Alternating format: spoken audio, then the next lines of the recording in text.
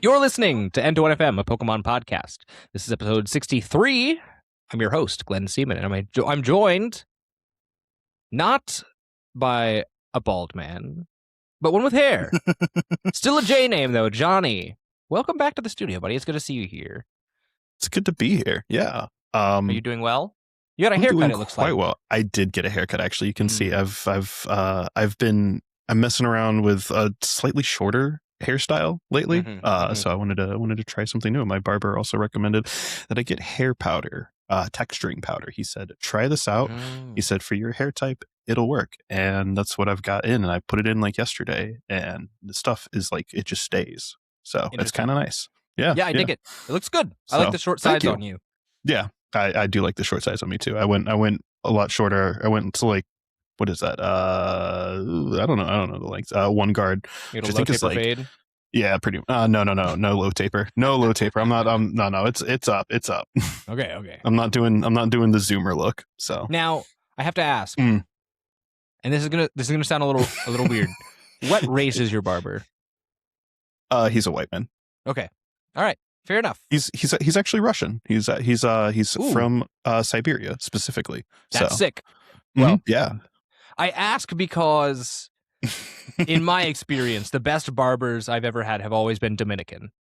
No, that's so fair. I've heard from multiple people who go and see Dominican barbers that they get fantastic haircuts from them. They're the best in the game. It.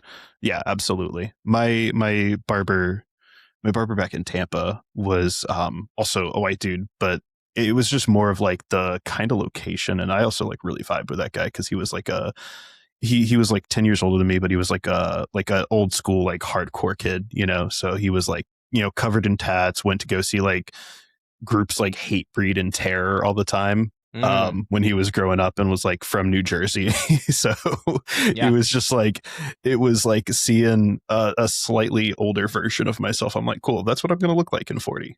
So yeah, hell yeah. That's awesome. Well, also his name was Meatloaf.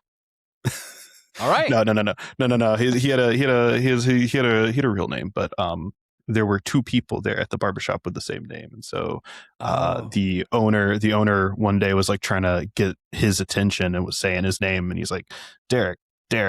And Derek's not looking. So he's like, Meatloaf. And Derek looks over. So that's what it was. That's outstanding. Shout out Meatloaf if you're watching. Shout out Meatloaf. Yeah. Wow. He's never going to watch. No. You should send him the show. I should. Pretty cool. Well, cool. I'm glad to hear you're doing well. Yeah. It's good to see you again. I'm quite well. We're not throwing Jake out, by the way. That's not. No. It's not like last episode got poor. Get him out of here. It's not like last episode was poorly received. No. There were myriad things wrong with last episode, and also just some scheduling conflicts. So we're gonna have Jake back on again soon. Oh yeah. There's a lot going on. Also, I apologize. Some housekeeping. Last episode, you may have experienced some issues with the mono sound, right? So I think what happened is in the mix in DaVinci, I was not able to get it so that it was mono and it was still stereo. So you might have only heard it in your left ear. My apologies. I'm going to do my best to make sure that the mix is good on this episode. I think it came out kind of rushed last week because what happened was I recorded the episode with Jake a day later than normal. So it was like Monday night. And then I held off on posting it because Tuesday morning, TPCI released a statement about something that we'll cover in a little bit. And so I was going to do a pickup, but then it didn't end up working out. I was also going to try to contact Firestar 73, but that also did not quite work out. I wanted to get him on for maybe his statement, but I also just wanted to wait for everything to kind of unfold. I'll still be reaching out to him in the near future to see if he wants to come on and talk about what's been going on, but that'll come at a later date. And then just all of that happened. It's the reason I also wasn't able to get a bonus show updated last week. There's been a lot happening, and it was just the administrative side of things got really clogged up. So I'm apologizing for that, but this should be much better. So thank you for your patience and your continued support.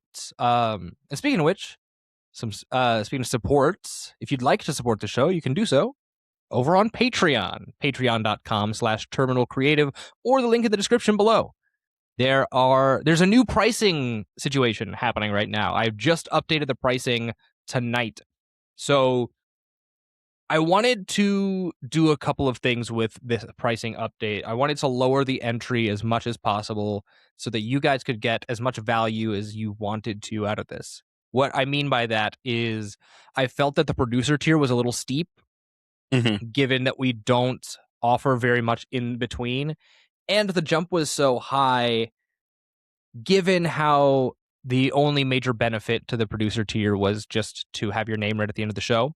So what I've done is I've changed the tiers as following. The fan tier is still $1 a month for early access to the show and access to N21 Plus, our bonus show.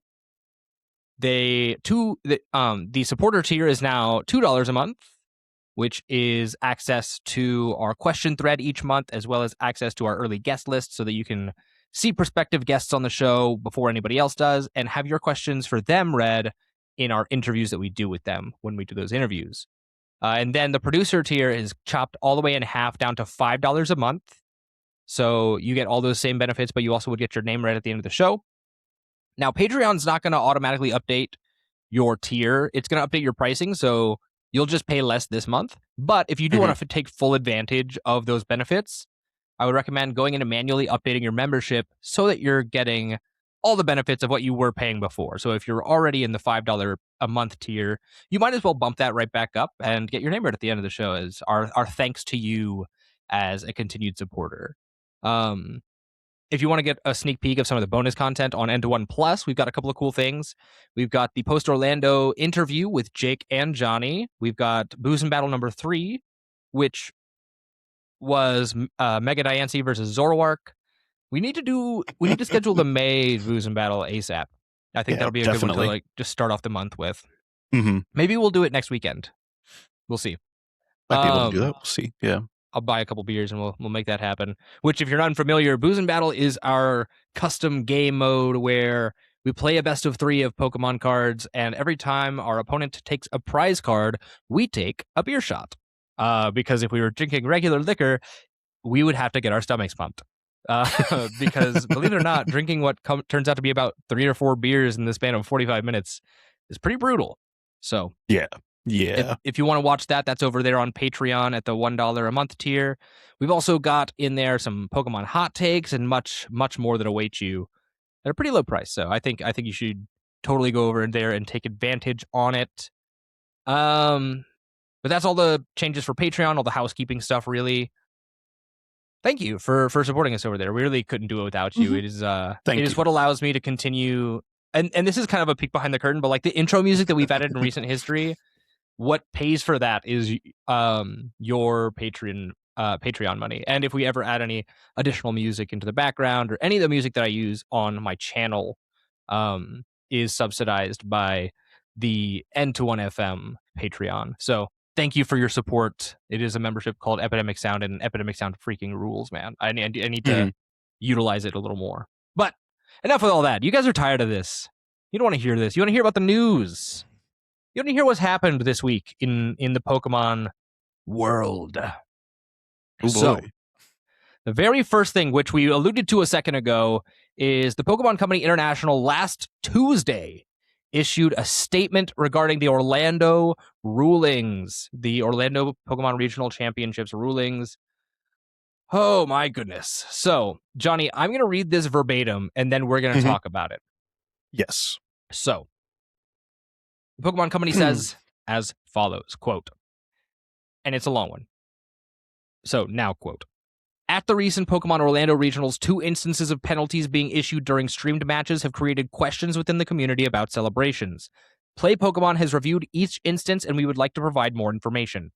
In the first instance, during the Pokemon TCG Swiss Round 13 match, the tournament headphones were removed and were thrown onto the table on top of cards and damage counters, putting the TCG game state in disarray before additional game actions could be taken to complete the game. A match loss was issued for the disruption to the game state and not playing out the final sequence to finish the game. In the second instance, during the Pokemon Go Grand Finals, we would like to share some information which may not be known to the broader community. Prior to the final game incident, during Game 1 of the Bracket Reset series, a player was issued a warning for the action of hitting and shaking the table during gameplay. Actions such as these can have a negative impact on the experience of participants and disturb the match in progress. Then during Game 5, this same player's behavior continued to be disruptive, including shaking the table to the point that there was a disruption to the broadcast experience. These repeated infractions resulted in a penalty that was escalated to game loss. We will uphold the decisions made by the judges at this event. Pokemon judges are committed to bringing the best possible experience to our players by reserving the competitive integrity of our events. Without them and their commitment to play Pokemon, we would not be able to hold events. It is our expectation that they are treated with the same respect as all people in the community. In the moment of a win, emotions are high, and we recognize that these emotions can lead to energetic reactions celebrating a win. We want to support this authentic, positive reaction and not discourage this excitement. Celebrations are not an issue, but actions that disrupt or can negatively impact competitive integrity can be. We will continue to listen to the community of players and our judges on how best to evolve our tournament system, rules, and how penalties are enforced. The Play Pokemon team. Unquote. So, Johnny, let's start with you. I want to hear your high-level thoughts about this entire situation. Obviously, we covered this, not last episode with Jake, but the episode before when we spoke on Orlando. And I had some things to say, and I know you had some things to say, and we kind of reached our own verdict. But I want to hear your thoughts with this new information from the Pokemon Company International. Yeah. So, from the Play Pokemon team. Yeah, there was actually some discussion that we had internally in the Greater Charlotte Pokemon Discord as well, and it was kind of nice to be able to talk about that and share opinions in there as well regarding this, especially after the statement came out, because once that happened, I think the overall reaction in the Discord and some of the comments made by certain people was telling of the consensus, and kind of agrees, I think, with my take, which was that in the first case, right, we have the issue of Makani, like we said, throwing the headset on the table. It doesn't ultimately it boils down to he was celebrating because he got win in hand, right? He found win off of a card, and that's cool, but at the end of the day, you have to play out a sequence, right? When you draw win and your win is boss, right? You throw down boss and you show your opponent and you celebrate because you're like, yeah, I got it, you know? You wait for them to like say, okay, yeah, you've got it. Yeah, at the very least, you like wait for like that kind of like fist bump, that handshake, that offer, right? Even for them to reach for the match slip, which was something that we did see happen. Makani threw down the cards, and Sarah's at first didn't do anything, and then immediately like looked at what the cards were and then reached for the match slip, and a judge at the table stopped her, right? So what that amounts to is the judges didn't like the act of the celebration, and in my opinion, I think that's like that there is the correct take in that instance, right?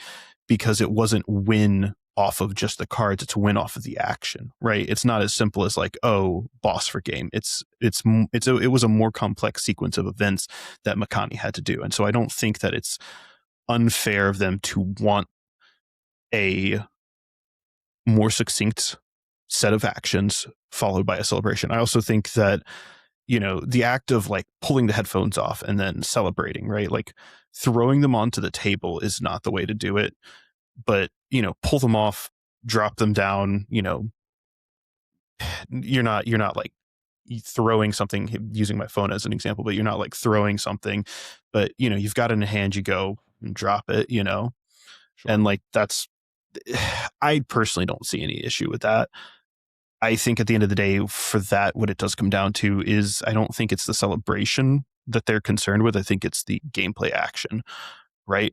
Which then brings us to the next one. And I think the bigger issue is what they were saying with Firestar, which was the fact that they said that there was a prior incident of hitting or shaking the table during the matches, right? And then it happened again. So they considered it a disruptive action. Firestar wins, and they immediately issue a match loss because of that, or a game loss because of that. And that's the penalty, right? Is it's a game loss because of that. But the game loss happens after Firestar celebrates. So here's where I have a problem. The game loss wasn't issued when the shaking happened. The game loss was issued when the celebration for the win happened, which means that in my opinion, they're not watching. They weren't concerned about the celebration. They were concerned about the shaking issue. And I think that's correct. I think that statement is correct.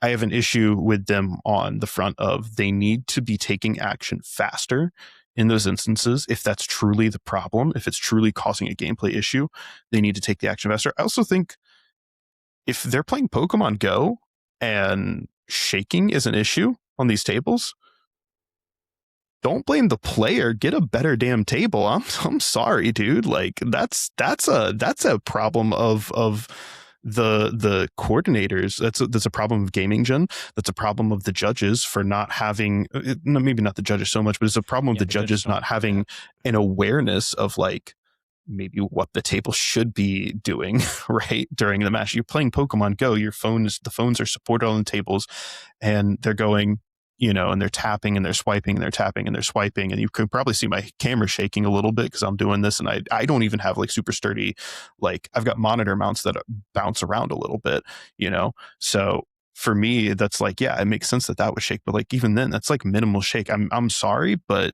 at a certain point, maybe we need to blame the table setup. Maybe we need to stop looking at the players and say, no, you can't have fun. No, you can't get into the game that you're playing. Like these guys are getting into it. And I don't think that, like, I've seen the Go gameplay. It's not riveting, but I've never seen anyone who looks like they're like, shaking the table and going crazy with it. So I think that there's a problem with that in general. I think that they need to, this is all the information we're going to get, and they're never going to be fully transparent about it. But I think ultimately it's not a problem of the player. It's a problem of the fact that they just don't have the right equipment. It's plain and simple. That's where my mind's at. I think it's super telling. We also received some comments in the Discord from people who are in the judge Discord, who I will not name names because I'm not going to get them penalized or kicked out as judges. But these people sent Twitter posts from other Pokemon professors who were actively banned from the professor program for discussing the ruling. Up, Professor Rex as well. But go ahead. Yeah, that's exactly what I was looking at. We have Professor Rex,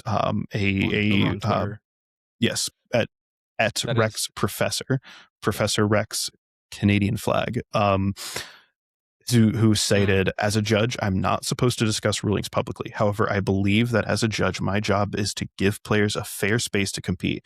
If a player in a high stakes battle can lose out on thousands of dollars for shaking the table, what kind of space have we built? Professor Rex then went on to retweet that statement and said, I have now been banned from the Pokemon Professors Discord. They deleted all of my messages regarding the incident. Will update everyone when I get my disciplinary email from Play Pokemon.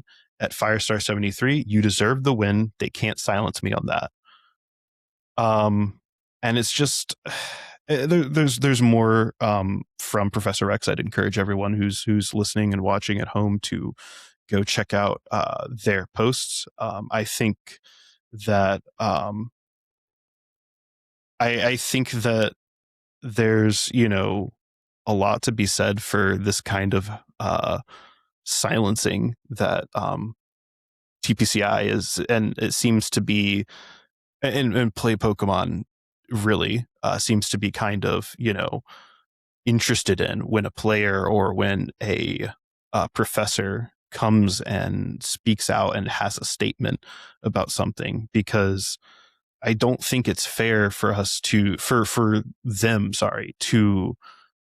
just take away the ability of someone like that to have an opinion in their own personal sphere without facing the risk of being removed from the more professional sphere, right? Mhm. Your personal and your professional opinions don't always have to line up, but you still should be allowed to have the overlap of the two of them. Yeah. In this case, this isn't like, a place where the overlap between the two impacts it. Whether this judge has a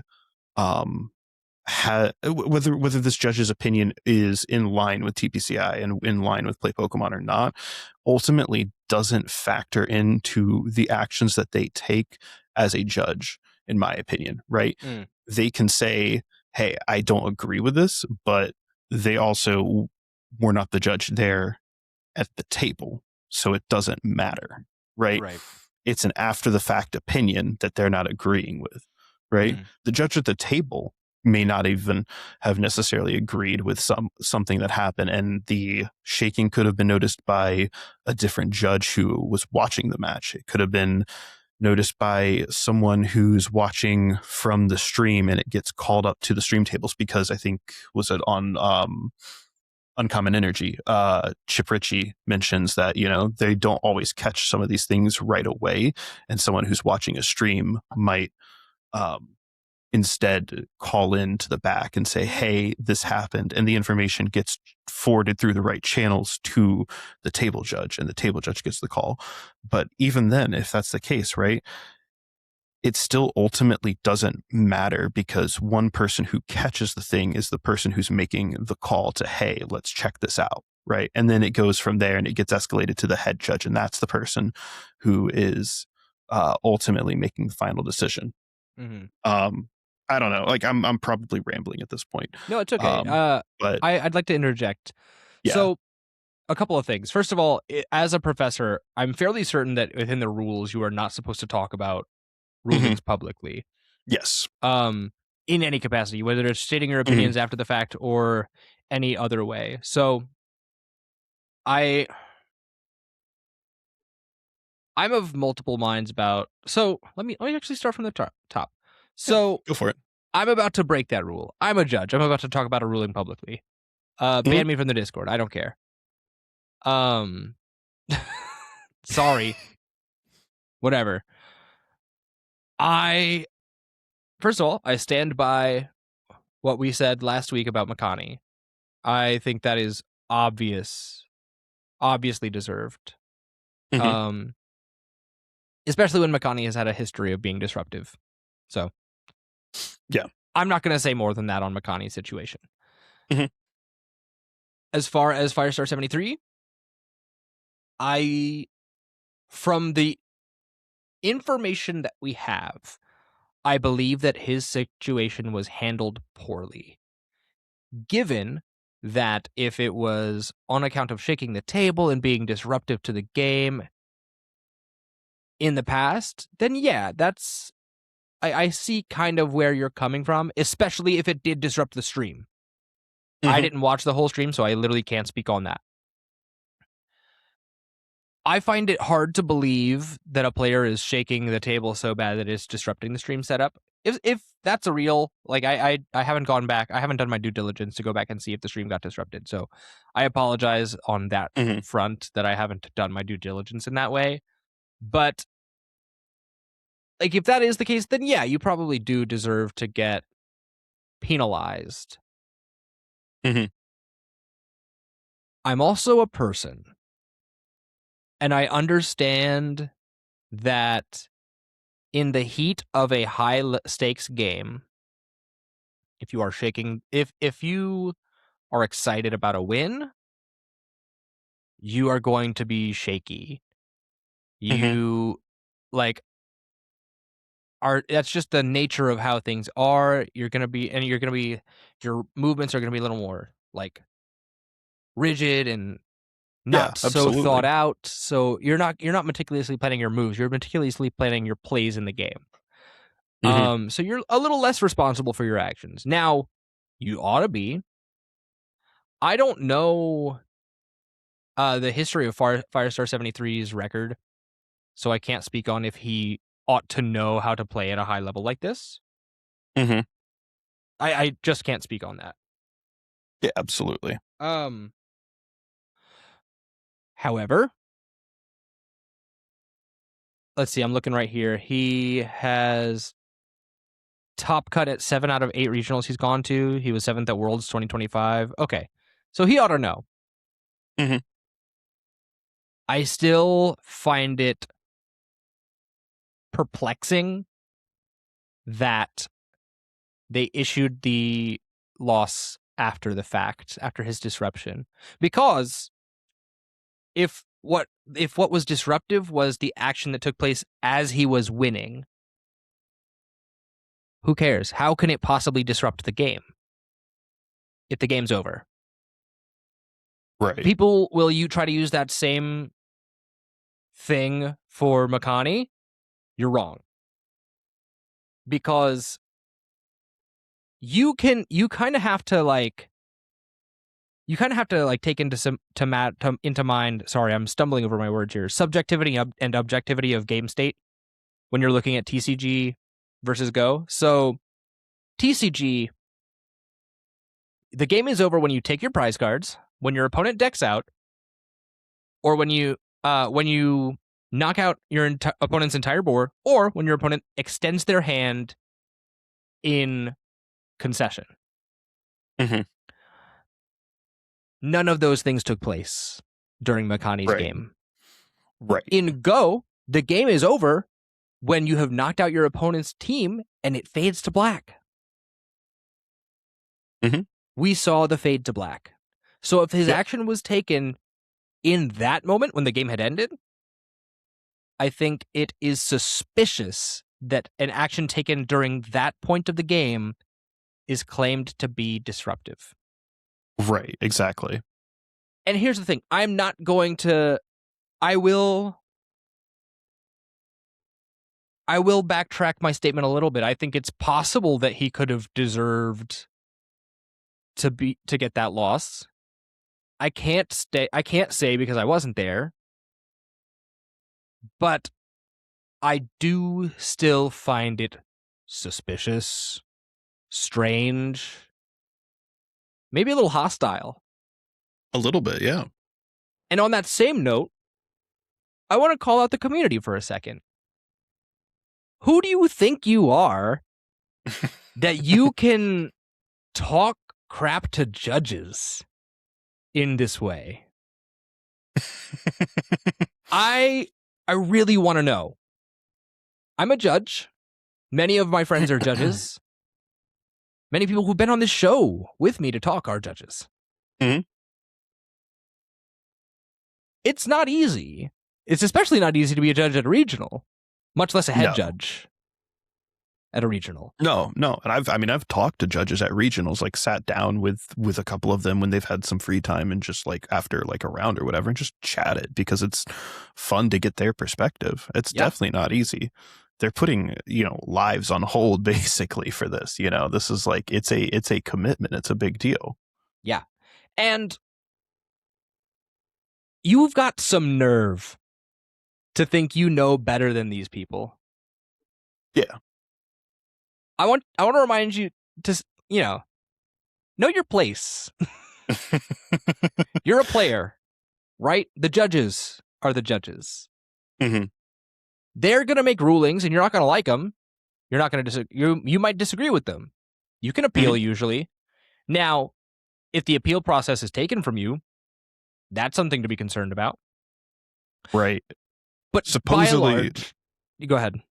I was going to say, supposedly that is something that I saw that was thrown around, though it's like it wasn't confirmed by anyone, but it was something that I saw that was thrown around for both of these incidents where both of these supposedly didn't get appeal options or Firestar didn't get like a warning for the first one, even though TPCI says they did. It's hard to say because at the end of the day, that's just comes down to like a he said, she said situation, right? And of course, TPCI is always going to, at the end of the day, when they issue the statement, they're going to say they did everything with due diligence because they don't want to come out and make a statement and say, yeah, we messed up, if they can also, help do you think they're just going to lie?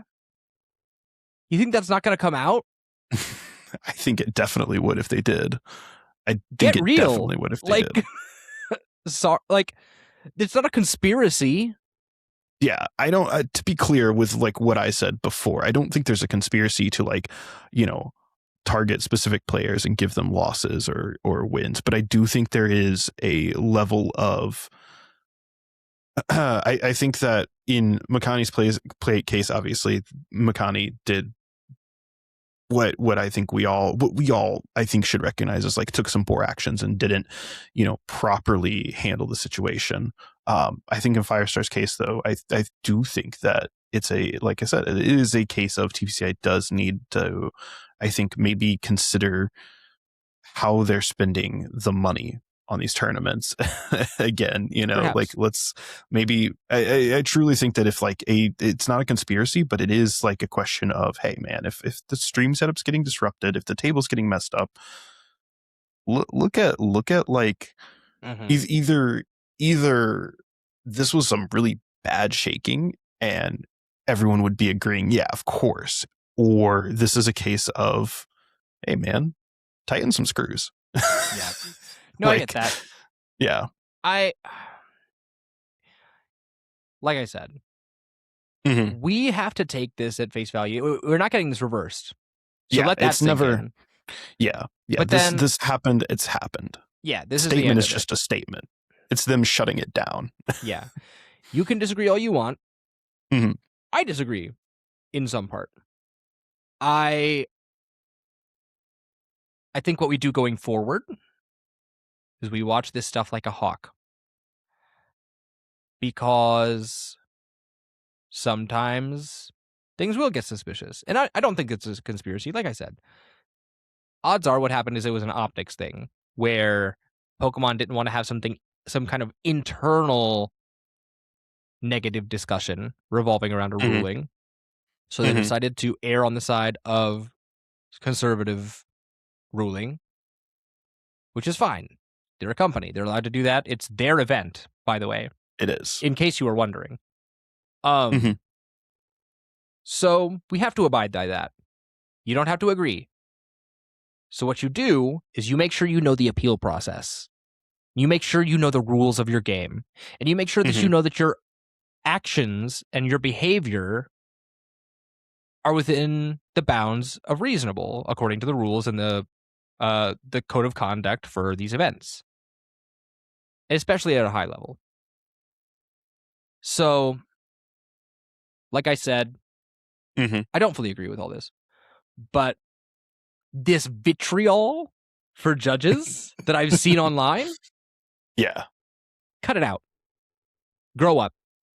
Yeah, I think that's a little too much, because ultimately a lot of players are friends with judges, and they're like they can hem and haw and be upset about this, but most of them are probably friends with a judge at an LGS that they go to, and it's like if you are upset about the judges here that are at regionals, remember that there's some of them, there's not a lot of difference between them and a guy who's judging at an LGS. Some of them are in fact the same people who are judging at LGSs. The first guest I ever had on this show, Randy Z, I don't know if I can say his last name for privacy reasons, but he judged at a regional. Yeah. He was a very close friend of mine at the time, and we haven't had any beef or anything. Like, I just haven't been able to hear from him in a long time. I hope he's well. Right. But he judged at Get Some Game before James took over, and he was judging regionals and NAIC. Yeah. It's just baffling. It's just baffling to me. Yeah. That players who just grind their locals and go to regionals think that they are in a reasonable place to just talk on these issues. I think that's probably the most telling part. Is I did see some discussions of like players who were saying, oh, the players who are, this is happening to players, and they're like, we should, when the post-match interviews happen, we should all, say, no comment to like questions asked. And it's like, brother, you are not getting on the post-match interview. You're going like 3-3-2 and out of your day 2 appearance, brother. You are not showing up at the stream table. You're not making day 2. Do not say we, because the players who are getting those post-match interviews, right? They are not part of the we. They're going to these regionals. They see this happen. They're like, damn, that's crazy. Guess I just need to be careful. Yeah, they're And they're following still the going. rules. Or they're following the rules. There's a reason we haven't seen this very much. You'll notice. Mm-hmm. Yeah. So I don't know, man. We've talked about this for like a long time. In fact, has spanned multiple episodes of this show. Yeah, it's crazy. Here's the point, right? Players, get it together. Mm-hmm. Don't speak out of turn. Know your place. You're not a judge. If you are a judge, talk to other judges about it. Talk in the staff Discord about it. Because I do think it's first of all, in the case of Professor Rex, which I'm going to reach out to him. I want to see if he'll come on the show. In the case of Professor Rex, absolutely out of pocket to ban him from the Discord. Right. You cannot just silence dissent like that. That is absolutely unacceptable. I don't want to talk any more about it. I think I want to save any more comments with that to see if he'll come on the show, and we'll talk to him there. The only thing I wanted to sorry, go ahead. If you've got more on the topic, I don't want to because I have one I was just gonna up. wrap it up and then move on to the next thing. But I'll go ahead with your silver lining. Yeah, my one silver lining, I will say, whether you agree or disagree with any of the situation, I appreciate TPCI coming out and making a statement about this. It's a little been sooner, but it's a little disappointing to see them come out and make a statement 2 weeks later from when the actual event happened, because this announcement came on April 21st, so that's a full 2 days after the event plus 2 more weeks, right? Mm-hmm. So we're at what is that, 16 days after the tournament ends officially, before this is dropped. I don't like that. I don't like that it took them so long to get that together. I think there's something to be said for them taking 2 weeks to give us a statement. I think if you're going to talk about a conspiracy, maybe that's where you start like getting a little questionable about like what kind of is happening, about how they got their story straight, right? But I appreciate this, and I hope that maybe going forward, when these kinds of things happen, when they are large enough incidents to make it into the Twitter space, that we start getting more info from TPCI on a ban or a DQ that's on something high profile and makes it its way into the larger social media aspect of the game, right? Whether it's on Twitter, Facebook, I mean, it's on Twitter because it's always on Twitter. But whether, wherever the information gets disseminated, right? I think that's kind of something we need to see more of. So I appreciate this. I'd like more, and I'd like it sooner. Yeah. In conclusion, because we are going pretty long in the tooth on this. Yeah. I think it's heinous that Rex got kicked from the Discord and I believe stripped of his status as judge. Mm-hmm. I also didn't see what he said, so, but I think it's still weird and suspicious. But as far as the rulings go, we've got what we've got. Mm-hmm. You need to understand that a couple of things. You're not the judge necessarily, unless you are, in which case, you're allowed to have your own thoughts. Don't speak disrespectfully to judges, that's for sure. Don't go after them on some kind of witch hunt. Don't think you know better just because you've played a lot of games. It is your job as a player to behave, to be good to one another, to uphold the spirit of the game, which is in your handbook. And understand that this is over. We're not going to talk about it on the show again unless something crazy happens, or if we're able to get Firestar or Rex on the show. Right. Maybe both. That'd be sweet. But yeah, this is the rules. Mm-hmm. Unless you were there, your opinion doesn't matter anymore. Unless you were there and a judge, like, your opinion doesn't matter. There's a reason that judges exist. It's so that we don't have to rely on the he said, she said of players. So that we can have multiple observers. Because what you may not know, judges keep track of infractions. Judges have a notebook to keep track of infractions and disciplinary stuff. Mm-hmm. They all do. So, If you think you know better than them, shut up. And with that said, let's move on. We have so much less time to talk about Prague now. That's crazy. It's fine. It's fine. It truly is. There's not like a lot to talk about this. I think the big thing is some of the stuff that happened. Yeah, I want to congratulate a couple of people looking at the Prague Regional Championships. These took place on April 25th and 26th. So yesterday and today. Different time zone, because that's what, Chile? No, Czech Republic. Wait, what is... Yeah, CC? Prague's Czech Republic. Well, I can't even spell Prague, so... It's okay. I couldn't either. I kept putting that was a the U reference, before the G. That was a reference to that meme. It's like, never mind. I'm terrible. I actually couldn't spell it, so I'm bad at spelling. A couple things. Congrats to... Is this a Polish player? It's Mateusz Laskowicz. Oh, that's how you pronounce the name. Polish player, baby. Yes. That's how you pronounce their name. Congratulations to Mateusz Laskowicz. That's my people. I love seeing Polacks. I learned, by the way, that was a derogatory word recently. Oh, really? I've been called a Polak many times and had no problem with that. That's just like, that's my people. Yeah. Anyways, congratulations to Mateusz going 14-1 and 2 in Masters. I also want to congratulate Thomas C, another Polish player in the seniors division.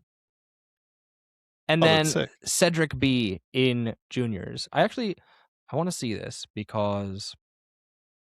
Oh, that's Limitless Labs, I see. I want to see what they were all playing as well. So the lists are not out yet for what people were playing. Oh, are they not? Yes, I linked Limitless Labs just because I was trying to see, and it unfortunately didn't have it. That makes sense. So yeah, at the time of recording, this hasn't really been. We don't have like the full official deck lists. The best I could find was top 8s for the seniors, or excuse me, for the Masters, and that was it. So I do have a link for that, but that's about it. Either way, congratulations to Mateusz, Thomas, and Cedric. Well done to all of you. Congratulations to all of the top 8 players and all the players who did a good placing anyways. You did very well. You deserve to be proud of what you've done. Congratulations. Continue to do well. So with that, we wanted to talk about a couple of things. Namely the top 8 decks. I think we can probably we can kind of generalize the section on the day 1 and day 2 and the conversions, but I really want to go into this top 8. I think the top 8 is where we want to really kind of focus on this, because it's very strange. So, may I? Yeah, go for it. Oh, awesome. I'll actually look at this. Oh, there's not full list, but the archetypes that these players were playing.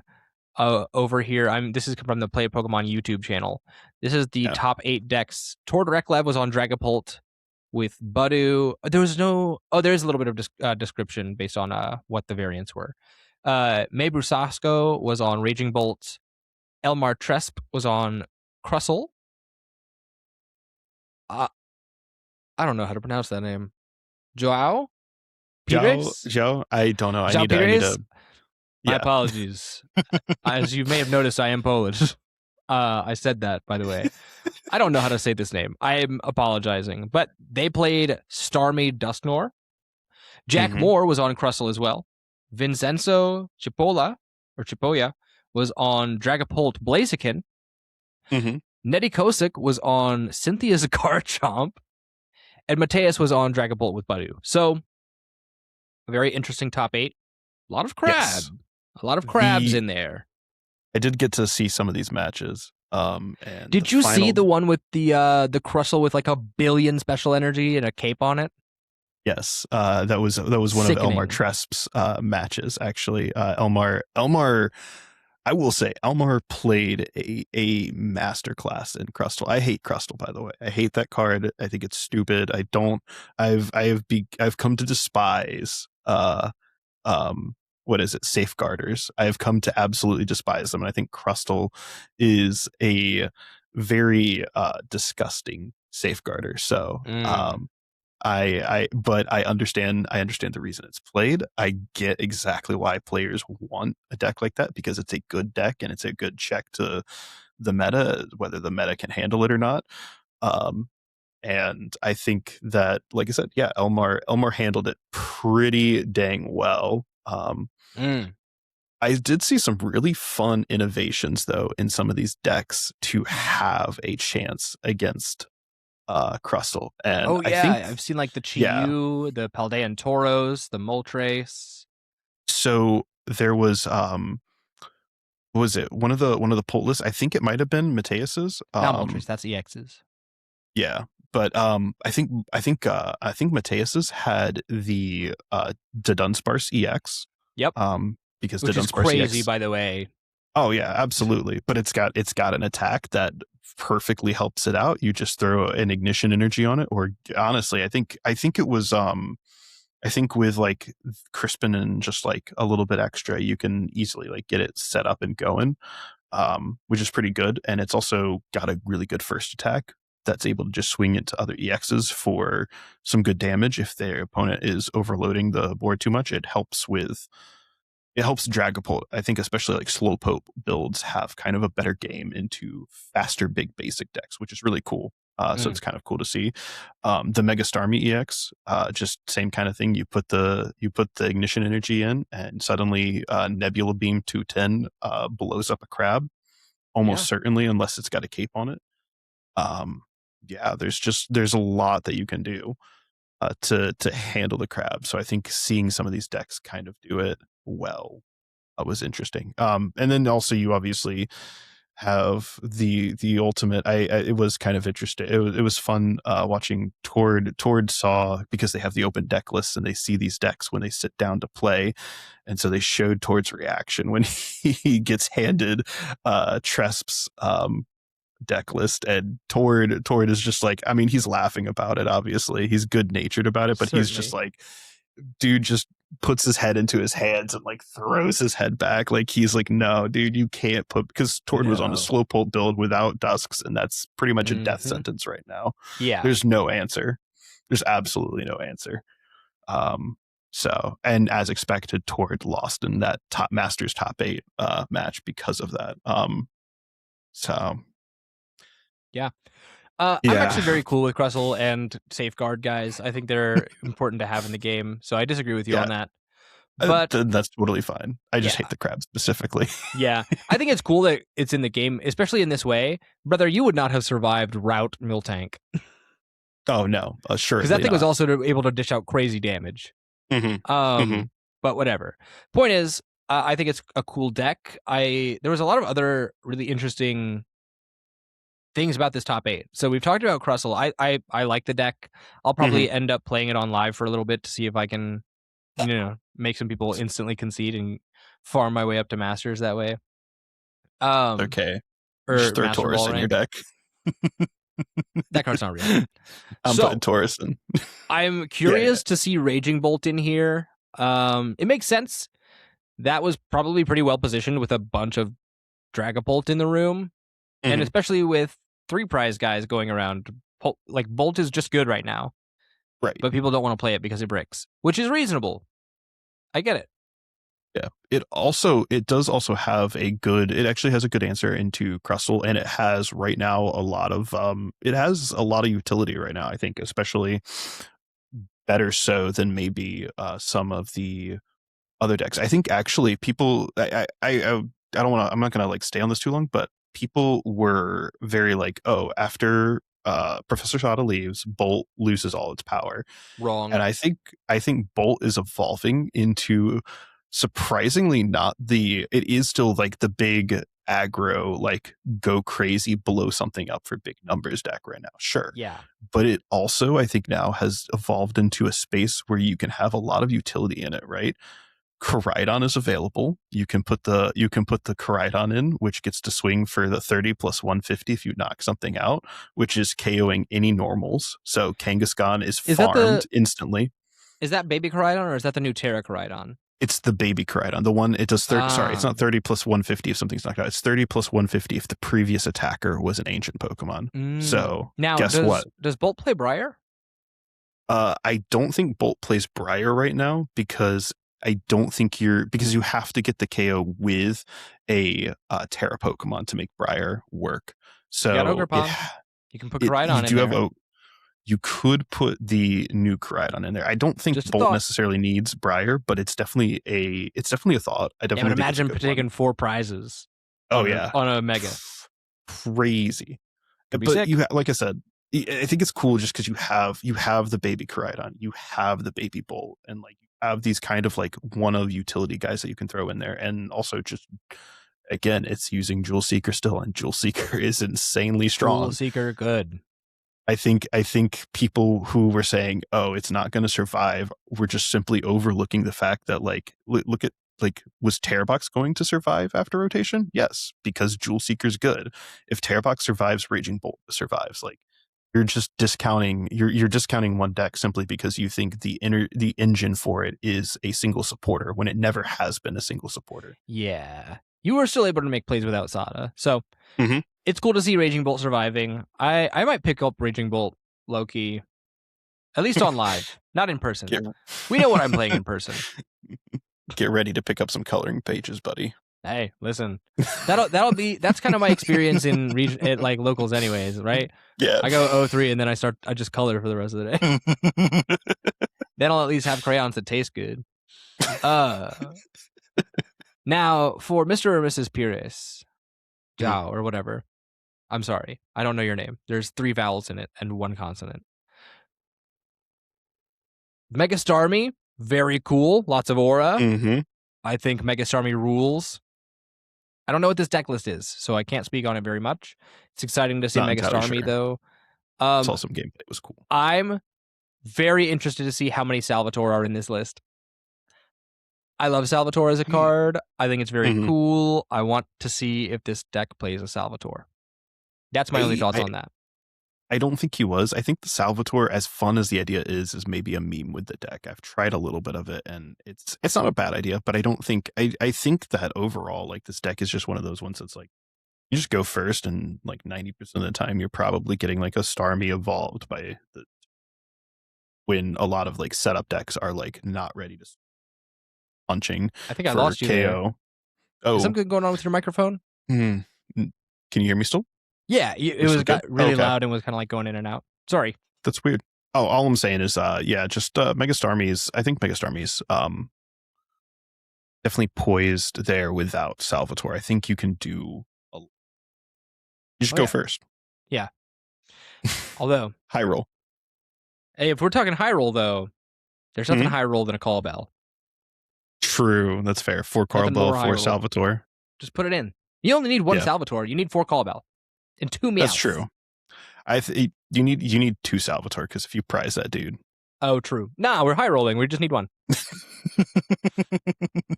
True. And you can take that to the bank. All right, 2 Meowth, 1 Salvatore, 4 call bell. You heard it here, folks. You're good for it. Guaranteed. Okay. Now, the other 2 that I think are more interesting to talk about are these last 2. And one of them is going to piss me off. I know. So, Cynthia's Garchomp. I'm not surprised that this made it into top 8. Because I played against it recently. And oh my god. It's so consistent. Yes. If you get a Gabite out, you just get your board set up. Yeah, absolutely. And unless you're playing against a grass deck, like you're kind of chilling. Yeah. We were joking about it last weekend when we were doing some of the free play, and there were some kids who were newer to the game were like asking for some deck ideas. I threw around Cynthia's Garchomp, I think, to a lot of the kids because I was like, hey, it's not the best deck right now. It's a good deck. It's an easy deck for a kid to like pick up and just learn. Like it doesn't take a lot of practice to understand how this deck works. But we were joking about it with that Pot of Greed YouTube video meme, just like I play Pot of Greed to draw 3 cards, and then that's not how Pot the of card Greed. Works. That's not how the card works. But that's kind of what this thing feels like. It's just like I play Gabite to search my deck for Gabite to search my deck for Gabite. And it's what it does. That's what this deck does. It is search for Gabite or search for Roserade or search for Garchomp. That's what you do. It doesn't need a draw engine because the engine is instead tutoring and thinning. So every time you thin something else out, it makes the next draw that much better. Yeah. Pretty great. I dig it. I dig it a lot. Very strong deck. It will smoke you if you are not aggressive at taking out its board. Super strong, hyper consistent. It just goes. Yeah. Now, this next one. What are we doing? What's going on? What are we doing? To quote a journalist with no name. This is, of course, Dragapult Blaziken, otherwise lovingly referred to as KFP, Kentucky Fried Pulp. I think this deck is stupid. More at 10. So go ahead, defend it. Tell me why I'm wrong. I will defend this deck because I think that I'm gonna pull up a list. I think bro's getting out the PowerPoint. Come on. I am gonna pull out the PowerPoint. I think that calling this list a fraud is. I didn't say fraud. I said stupid. Okay, stupid. I just this list kind of just works. I think it works really well and in some really, really smart ways, right? Dragapult already has super high draw power, but it's not necessarily the most reliant on energy, it's not that it's not the most reliant on energy acceleration. It needs a very specific and explicit way to accelerate energy, right? Prior to rotation, you're using Neo Upper energy as like your big like attach and swing. Before you attach the Neo Upper, you're probably just attaching for turn and hoping something doesn't get Gust KO'd. If it does, you're relying on the Neo Upper attach. After rotation, it went back to heavy Crispin use, right? And heavy draw engine use and heavier stall tactic with Badoo plus Monkey Dory if you're doing the slow pulp build, right? And so go ahead. I think, and I don't mean to interrupt. I think what we're seeing is the result of people understanding how good disruption and gust can be in a game, and therefore reshaping the Dragapult archetype of deck around their ace spec. Here's what I mean by that. Okay. Currently speaking, the most popular ace spec is Unfair Stamp, because it allows you that disrupt your opponent's hand and then gust your opponent in the same turn. It allows those really, really high potency plays, but you give up the Neo Upper energy that you were using on Dragapult previously. So now you have to rework, how am I getting energy on Dragapult in the game? Because I want to be able to make sure that I can gust and disrupt with my ace spec whenever I need to, and get my energy in play. And the natural way to do that is just to play Blaziken. I get that. I think we see this perish when that new set comes out with the what's the name of the card that if your opponent is down to 3 prizes, you can just disrupt their hand. Oh, the yes. You know what I'm talking about. There's a card coming out. Special red card. Special red card in, what is that? Chaos Rising or Abyss High? It's in Chaos Rising? It's in Chaos Rising, I believe. Wow. So the next set that's coming out. Yeah, I think we see this archetype die when that comes out. I disagree. Okay. And I disagree because it's Dragapult. Because Dragapult has had a consistent anti-Iono archetype over the past year. Dragapult has always been able to handle Iono plays deftly and easily unless they come in at like super inopportune times, which granted that could be like the death knell of this deck, sure. But I think you misunderstand what I'm saying. Okay. I think so. What I'm saying is we go back to Neo Upper energy when Chaos Rising comes out. We're no longer on Unfair Stamp. And because of that, you don't have to have your supporter be Gust, or you don't have to have your... Let me gather my thoughts. So when you have Disruption on the special red card, you don't have to have that be your ace spec, which means that your ace spec can be your energy acceleration and your supporter can still be your Gust. Which means Why would I put a 2-prize liability on the board when I can play a stronger variant of Dragapult with Dust Noir, control when I use that special red card, get more damage on the board, and add impact to those already high impact plays? Where I'm certain we will be seeing posts on Twitter about this has to be banned because somebody on TCG Live got hit with the Dusknoir down to 3 prizes, special red card, boss's orders, phantom dive for like 4 prize cards in a single turn. I'm certain we'll see that. Sure, yeah. As short as the day is long. And so what I foresee is that this will no longer be a thing. I can understand that, but I think it still just offers a high level of like consistency and utility in the energy acceleration, because you don't have to rely on Crispins, right?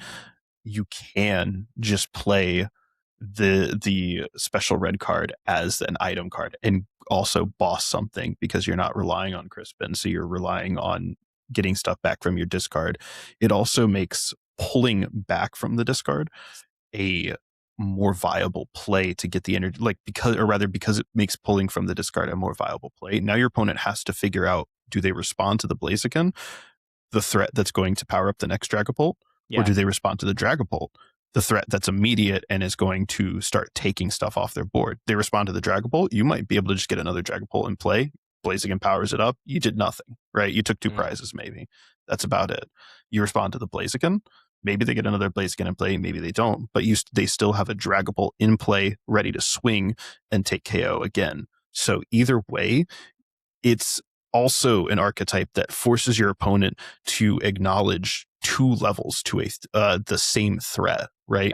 Yeah, and I think that's why it does so well right now. And I think that's probably why it still continues to do well, because of that. It also just gets to play heavy on the Lilies archetype, something that Dragapults right now still are doing a lot of, but they are, I think right now, maybe still a little bit more reliant on Crispin than they are on Lily, in the sense that they want to get that Crispin specifically into play in order to make that stuff happen. So I tend to think that this might be a better way to play it. Also, because it's just getting these guys in for fire. You have an easy answer into grass decks, which like you probably already do anyway, but it just makes your grass matchups even easier.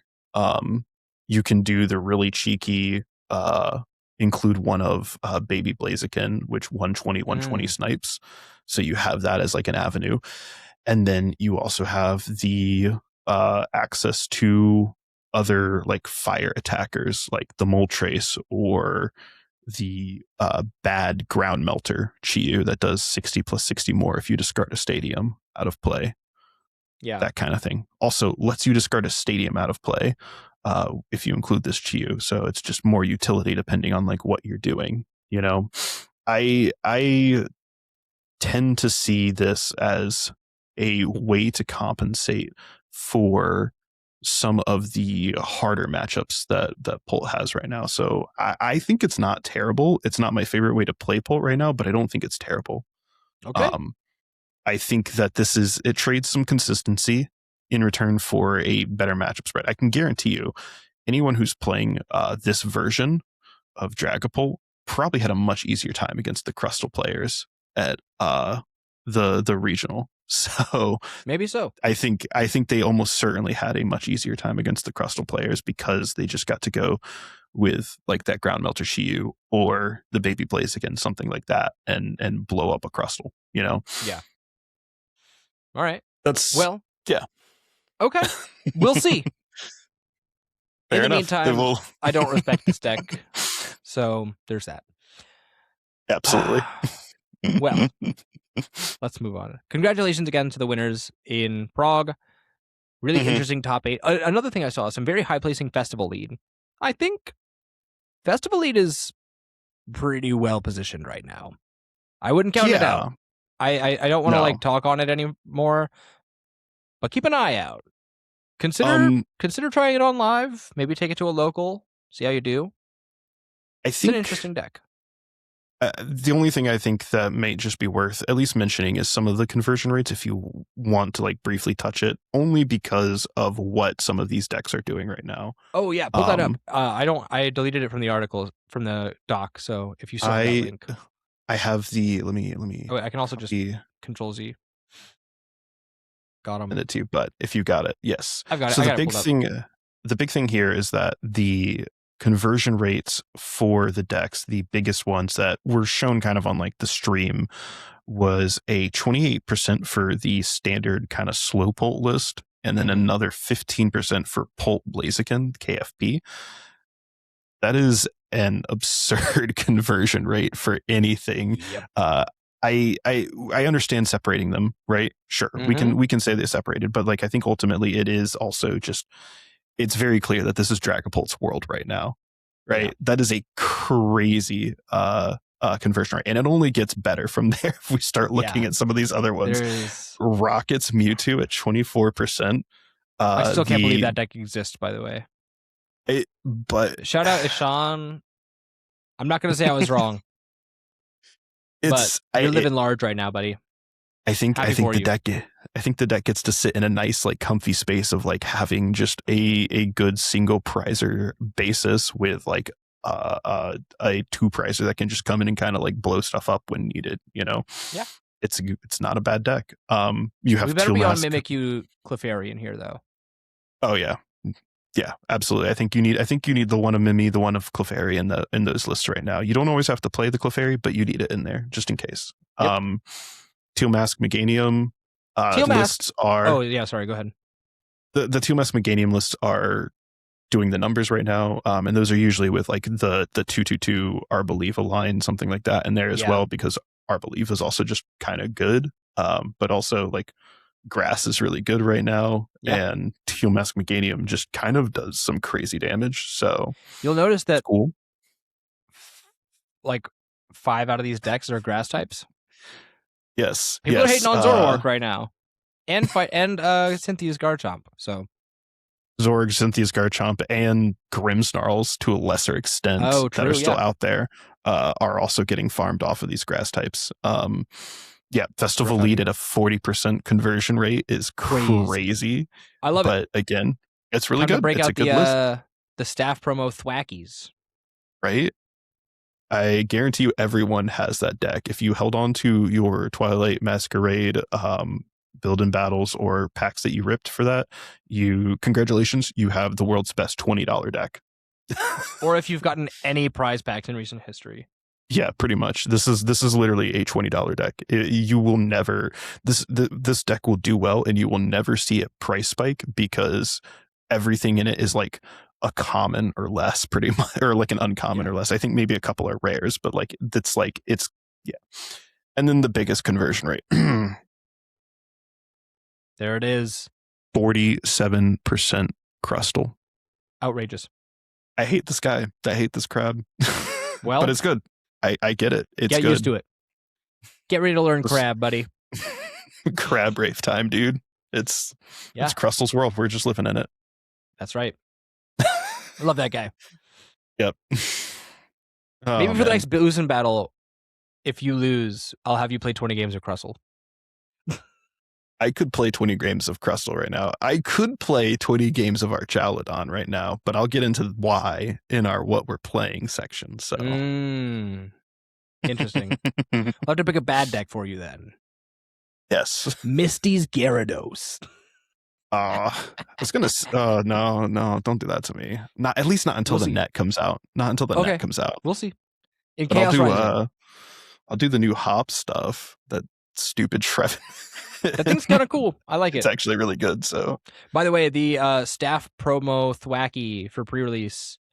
I'm seeing the market value on TCG Player at around $24. I'm also seeing that there are only listings of like $250 for this guy. So, I don't know, man. Very curious. But if you really want to max rarity your deck, man, that's how you do it. Yep, for sure. There's I cheaper think, copies on eBay, by the way. yeah, Um, certainly. but yeah, that's kind of all we wanted to talk about for conversion rates. They're kind of crazy.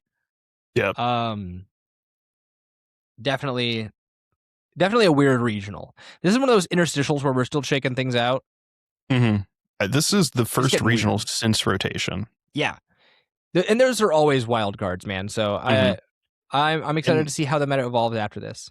and it was a smaller one too. It was a smaller EU one, so it Yeah. definitely wasn't the. I don't want to say you can't use it as a metric because I think it should be a metric, but I do want to say like don't take it as gospel, right? This is Europe, so it's more European players, which means different play styles and approaches to deck building than American players, than Australian players. Let's wait for the next few regionals, see what kind of happens. Yeah, certainly. So, couple things. I guess we're kind of moving on from there. Mm-hmm. Let's talk about real quick the Chaos Rising stuff. We don't have to talk about it long. This comes to us from Poke Beach. Yep. This is titled "Many Chaos Rising English cards revealed. All cut and added cards now known." You can read the article for yourself if you want to, but the TLDR is that it's not exactly a one-to-one copy of Ninja Spinner from Japan, but here's a couple things that are happening. So, number one, the Fennekin illustration rare is cut from the set and being turned into the ETB promo. Hasn't been revealed in English yet, but it's going to be sweet. Not sure why that's the case, but I'll share this. Yeah, go for it. So people Pop can the image up see. on screen. Yeah. If you're watching us over on YouTube or on Spotify, I've got the video on Spotify as well. You can check us out. That Fennekin's pretty cute. There we go. Be prepared for that thing to be $1 bajillion if it's Pokemon Center stamped.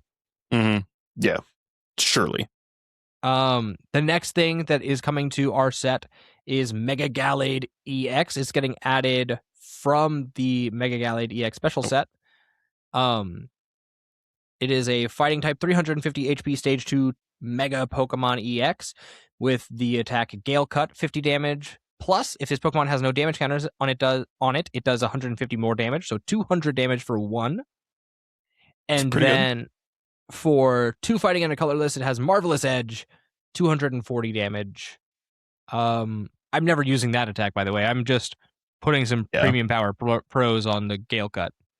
Yeah, but surely. This is interesting. If we get a good Curlia, which we better not. This guy could see play, which he better not. But yeah, so there's that. We're also getting added in. Sorry, go ahead. Do you have something to say about this Mega Gallade? It's a card. I think we need more stuff to see like this thing do good. Also, just play Garchomp. Yeah, play Garchomp. Garchomp if you're gonna play a stage 2 fighting Pokemon right now, play Garchomp. If you're gonna play a stage 1 fighting Pokemon, play Lucario. Like you have better options than this. And if you're gonna play a basic fighting type, quit the game. Moving on. Crocodile EX, a darkness type Pokemon with 320 HP. This is getting added from the November 2025 gym promos to our set. So 320 HP darkness type stage 2 Pokemon. For a dark and a colorless, you get Confront for 80 damage, and during your opponent's next turn, the defending Pokemon can't retreat. I like all the retreat lock we've been getting. Very into it. I saw on Piper Lapine's Zoroark list, the 15th place regional list from Prague, she was playing Scoop Up Cyclone in there. So, as a Zoroark head, I might be net decking her list. Understand. Now, just to combat retreat lock and all kinds of other stuff. Now, Crocodile EX's second attack is Strong Bite for 2 darkness and a colorless, 140 damage, and if this Pokemon has a tool card attached, it does 140 more. So 280 for 3 if you have a tool on there. So now you could Mochi, put a Mochi on this guy, patch him up to the active. Suddenly, you're swinging for 280 plus 40, 320. What did that Mega Evolutions Crocodile do? I don't remember. But in the meantime, I'm going to talk about this tool card. Adversity Insurance. If the Pokemon this card is attached to is in the active spot, if it has a weakness to your opponent's active Pokemon and takes damage from its attacks, you may draw 3 cards.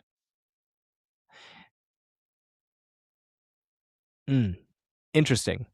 I see a world where this gets put in Zoroark to combat the Badoo shenanigans. Just Okay. something to think about. Just something to think about. Now, Found this guy. yeah, tell me I'll what let that you go crocodile. ahead. Tell me what that The- crocodile does. It was from Phantasmal Flames, so that was my bad. Phantasmal Flames Crocodile had a hammer and attack, which was like a dark and a billion colorless for 160, which wasn't worth it. The other attack, though, Vengeful Fang, a dark one dark does 60 plus if any of your Pokemon were knocked out by damage from an attack during your opponent's last turn, 160 more. So a revenge Interesting. kill that does 220 on a dark type. Because of that, I could see a world where you play a cheesy, locals deck with a Crocodile EX, like one of in it potentially. Yeah. And you put like a Mochi in there and you patch it up, or you like Janine or something like that to help get him started, and you swing for 320 and you KO a Dragapult. Yeah. I see a world where that exists, but I don't think that this isn't like a deck centric thing. And I think that it's only really like a tool if you want to like try to force the Phantasmal Flames Crocodile to be a thing. That's all. I don't think this card does anything special, but it's just noteworthy that that's coming to the set. All you Gen 5 heads filler. are going to be... Yeah, pack filler for sure. But, I'm glad we got it finally. But that's all the Chaos Rising new cards and the cut cards.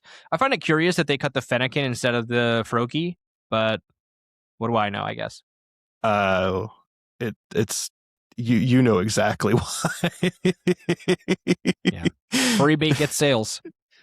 Well, it's that, and it's that. It's also they want people to rip for Greninja stuff. They want people to rip on this set. This set is going to be absurd when you go and try to buy it. So I'm so tired of this, man.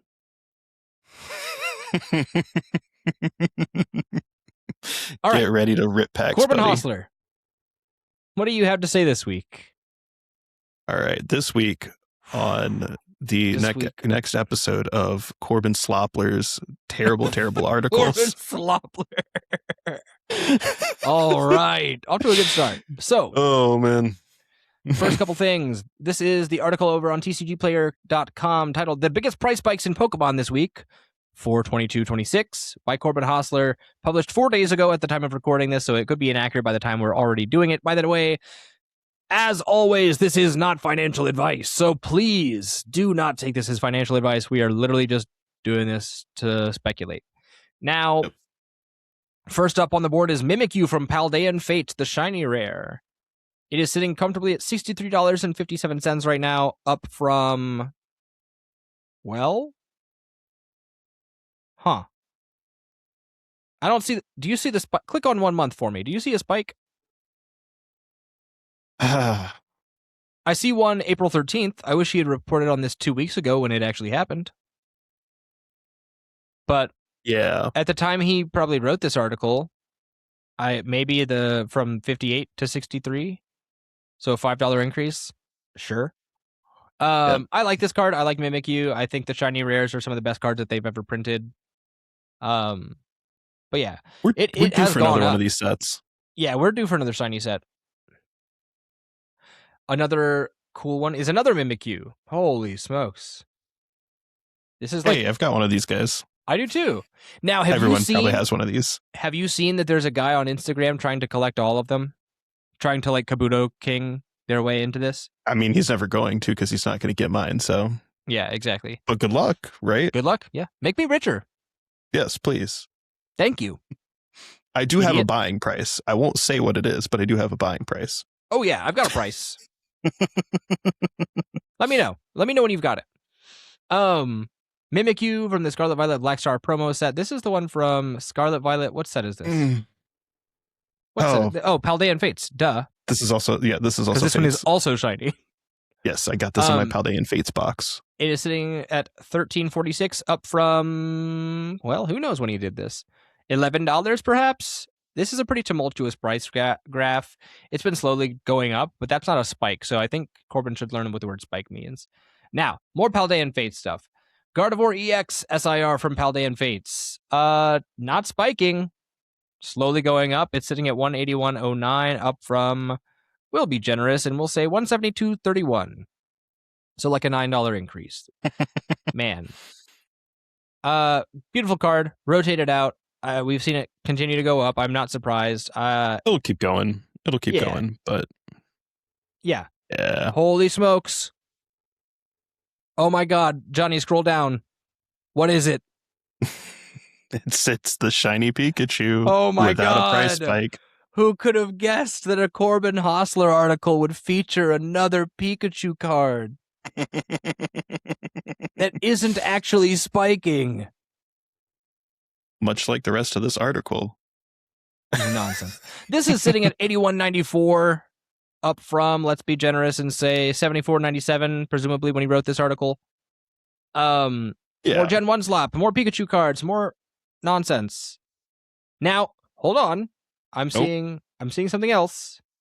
Oh, by the way, this is the shiny Pikachu from Paldean Fates, so enjoy. If you want to spend $80 for that card, go ahead. Be my guest. Yeah. This is actually a curious card. If you scroll down, I can't believe I'm saying this. This is an interesting card. So this card, it spiked a while ago. I don't know if he just gets the data really late or what's going on, because this article was put out 4 days ago on the 22nd, and the most recent jump in price was the 16th to the 17th when it went from 54 to 57. I am of course talking about the Pikachu Burger King promo from Diamond and Pearl. He's writing these articles. He's writing these articles like a week. Oh, sorry, he's having his AI write these articles a week before, or 2 weeks, really. Even 2 weeks, yes, before the articles actually are getting posted. They just get queued up, and he just has like, I guarantee you, he's got like 3 or 4 of these guys like ready to go right now, where he could just press the button and it sends the next AI slop.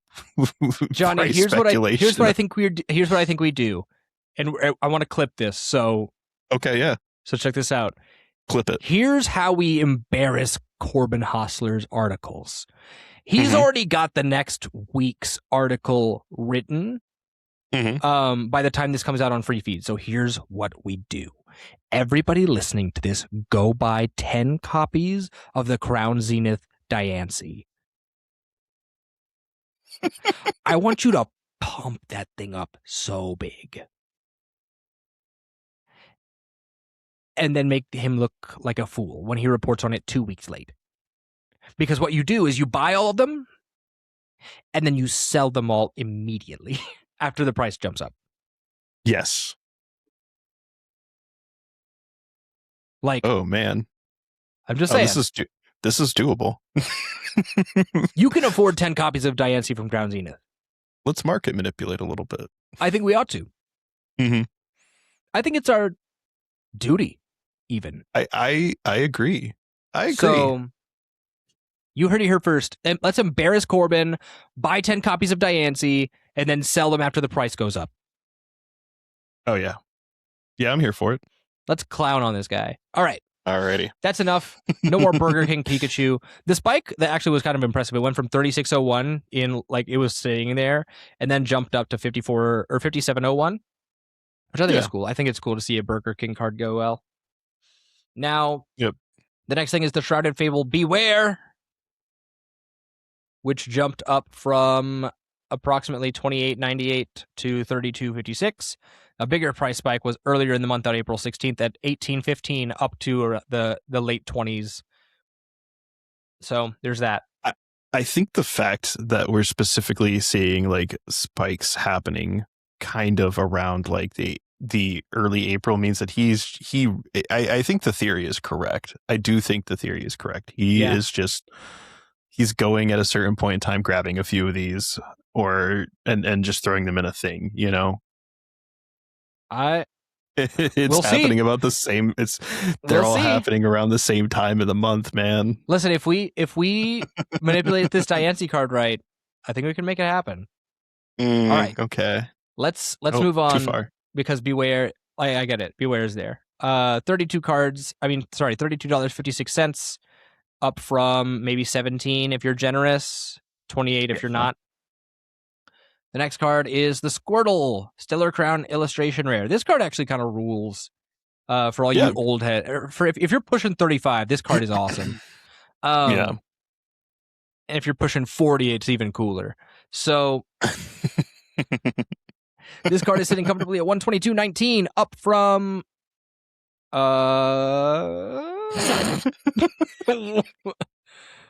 I guess it dipped down around mid-April and was it like $77? No, it's right back up to 123. It's a spike, dude. Just ignore this part right here. Ignore this. Ignore all of that. It's a spike. Well, if you look at the 1 month, it's even more drastic.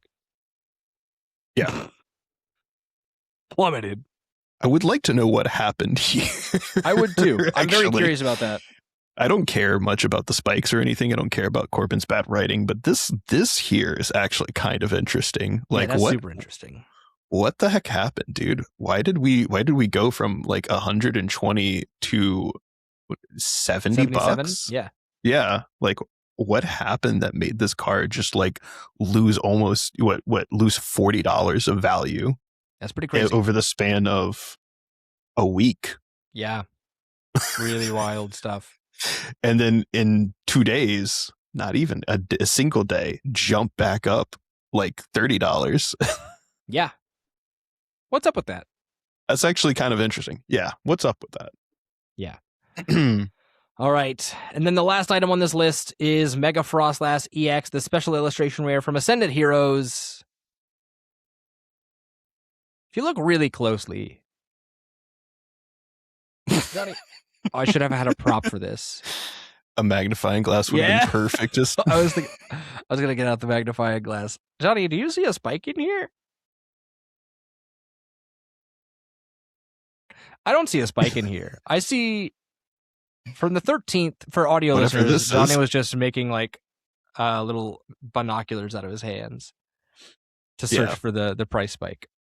I guess since April 13th, it's gone up from 82 to about 111.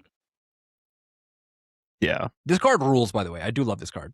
But this is fantastic art. This is beautiful art on like one of the coolest Pokemon designs I've seen. Very in a weeaboo long bait. time, personally. Oh yeah, absolutely. Obviously, I'm gonna love it. Yeah. If it's Gen 1 or weeaboo bait, Johnny's there for it. Mm-hmm. And I get it. Oh, 100%. So I respect it. But yeah, Mega Frostlass is pretty expensive right now. Still waiting on that spike. So let's see. That's it. Yeah, that's the article. Thank you, Corbin Slopsler. God, I hate it here. This show sucks. Oh, God. This show sucks. Wow. Terrible. Okay, we're back. Johnny, I lost Johnny for a second. Sorry about that. Like I was saying, I wanted to really quick go over some LinkedIn stuff. Thank you for taking your lead on the doc this week. Yeah. I really appreciate that, but I wanted to include this stuff just because I noticed it wasn't there. A couple of things from TPCI, and I'm adding something to this segment because I think it's really interesting. I added the Millennium Print Group from their LinkedIn page, which is, as you know, a subsidiary of the Pokemon Company International. That is the place that is actually, there are jobs in North Carolina where we are, adding some jobs to our area. So I think that's really valuable, especially for viewers of this show. If they want to maybe work for the Pokemon Company, I think you should have that opportunity, and we're going to cover it. So these are in order of most recent. I'm going to go kind of further away to closer. So here, starting from the Pokemon Company International, starting around 4 days ago, there is a transcreation specialist from Spanish to English bilingual located in the UK and London, England. Which is curious. There's a licensing operations coordinator, an experimental promotions coordinator, a senior controls and compliance project manager, a senior systems engineer for client services technical lead, a TCG sales operations specialist, and a product marketing manager, mobile and apps. Do any of these stick out to you? Because if not, I mean, we can just kind of move on to the Millennium Print Group ones. Yeah, I think the Print Group ones are more interesting and probably make more sense. Yeah. So, the only one that is... Oh, hold on. These aren't... Brother, they're supposed to be in most recent. Okay, well, I guess Indeed doesn't know how to do that. So there's a lot actually that got posted just 2 days ago. We're not going to go through all of them. I really think you ought to look at the Indeed page. But I'm seeing a fulfillment supervisor for the night shift 1 day ago. Mhm. I'm seeing some slitter operators. I'm seeing plant managers for WEC. I don't know what that means. Inventory associates. Lots of inventory associates. An inventory lead. Let's see here. Lots of inventory leads. So it seems like what's happening at Millennium is they're adding, because it's that new warehouse that they're finishing up in Raleigh, right? That's correct. Now, Yes, it's specifically that. Millennium Print Group, I'm looking something up real quick. New factory finish date. Let's see here. It says it should be. Oh, it's in Mooresville, North Carolina. Expected to be at full operation by 2028. This includes 1.27 million square feet of space. This is from Copilot, so bear with me.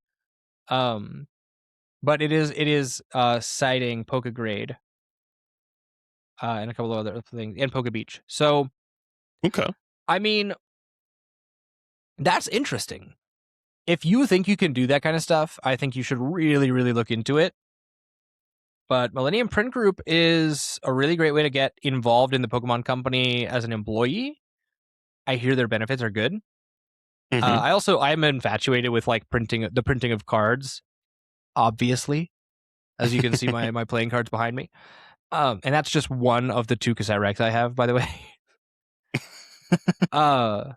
But yeah, there's a lot of inventory and like security vault inventory control technician. This is about getting the cards made and stored. Right. So it seems like, I mean, obviously they're upping production. They're going to store them there. They're making sure that people are not stealing them. I think it's worth noting that if you think you can do that, you should do it. Yeah. And it's pretty cool overall. I like the idea of having, something contributing to more of the economy in our area. Mm-hmm. It's very cool to me. And this is a lot of things getting spun up, just ready to rock and roll as soon as that plant goes up, man. So super cool stuff. Any thoughts on that? No, I mean, I just think it's nice to see, just to see some of that start kind of showing up now online, that we're getting, this new printing operation set up and kind of ready to go.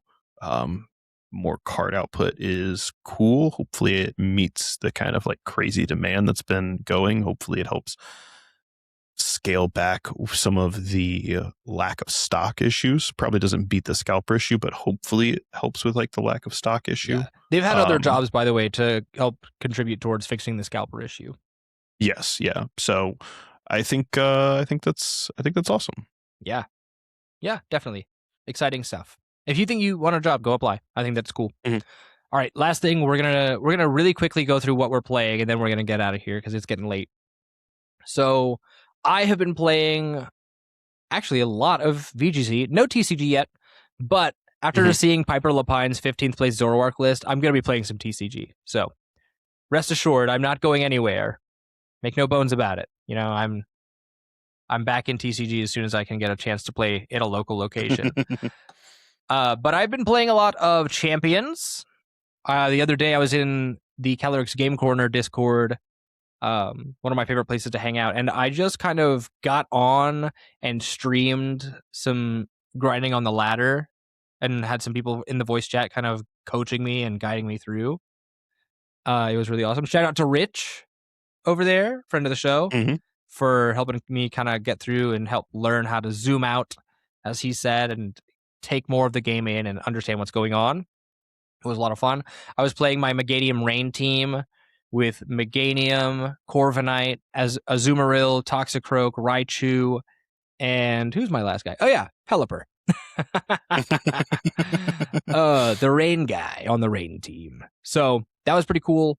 Had a lot of fun. I've also finally I was grinding in Scarlet and Violet for the water type Tauros I needed for Wolf Glick's Meganium team, which includes Meganium, Aerodactyl, Water-type Tauros, Hisuian Typhlosion. Who are the other guys on the team? Mega Kangaskhan as an alternate mode. And then there was a 6th Pokemon, but I don't recall what it was. Archaludon. So, Bridge. noteworthy stuff. Nah, it's cool. It's very cool. Because you're not, it's just there for anti-rain. And Yeah, that actually, makes sense. Actually, it doesn't even run Electro Shot. It's all metal type moves. Really? And interesting. it's all like steel moves and Draco Meteor with Dragon Claw. Okay. So it's very cool. But I want to learn how to use that team so that I can actually win with it. But I've also just been sticking with my rain team because I love those guys. Now, I picked Leaf Green back up. I just beat Sabrina. Yeah. And let me say, dude, Jolteon with Bite is bananas. Oh, absurd. Yeah. I took on that whole team, that whole gym, really, with just Jolteon, pretty much. Your experience with Jolteon Bite is probably what my experience of it was with Flareon Shadow Ball, which is just like steamrolling like your way through the gym. Yeah, pretty much. Very, very cool. And then the last thing I've been playing is actually not Pokemon at all. It's actually the same thing I talked about with Jake last week. A new game that's come out in very recent history on April 20th. This is, of course, a very interesting retro-styled, NES-styled game from Lilimo Games called Saint Slayer: Spear of Sacrilege. Oh, okay, dude. I think I remember you talking about it when it was in like early access or something like that. I had the demo for a long time. Okay, and the demo. Yeah. Dude, this game rules. It is hard as nails. I still haven't finished my playthrough on normal mode, and I've been playing it pretty consistently. It is gorgeous. The music is exceptional. The sprite work is incredible. The level design is really, really interesting. Nothing feels like unfair. It just feels like you need to learn how to play it, much like an old NES game. So it's a masterclass in how to make a retro game. I highly, highly recommend picking it up. It's $10. Yeah. Okay. And I'll check it out. It's super cool. It uses a password system. There's like secret like modes to play. You unlock different passwords by getting different like treasures in each level. So you unlock different playthroughs that way. It's really, really cool. That's sick. There's an easy, a normal, a hard, and a classic mode. And there's all these passwords for different playthroughs. It's an excellent game. I can't recommend it enough. And it supports one of my favorite creators, co-owner of Lilio Games, Colin Moriarty. So also their whole team rules. I've been interacting with some of the devs in their Discord for the game. The team is awesome. They're so cool. So very excited to be playing a lot of that. Shout out Lilimo Games. Shout out Saint Slayer: Spear of Sacrilege. Hell yeah. But yeah, that's where we're at. What have you been playing, Johnny? So I haven't gotten too much in outside TCG. I've been doing a lot more TCG. You gotta jump on Champions, dude. I do need to jump on Champions. I'm sure I will at some point. I've been busy, and like TCG is like, for me at least, kind of like easy to just pick up and run at times. But last weekend, when I wasn't on, I was able to meet up with you and Zach and James, and we all played out some Paradox Rift format games, and that was so much fun just to like not play standard and go and run back some stuff that I just, for me, when I had just started playing like in recent years and like was picking the game up from like not just on a casual level, but like on like a, hey, let me go to like a game store and like start playing level, it was so much fun. I think what I might do, honestly, and I know this is probably like, it's definitely not a good deck,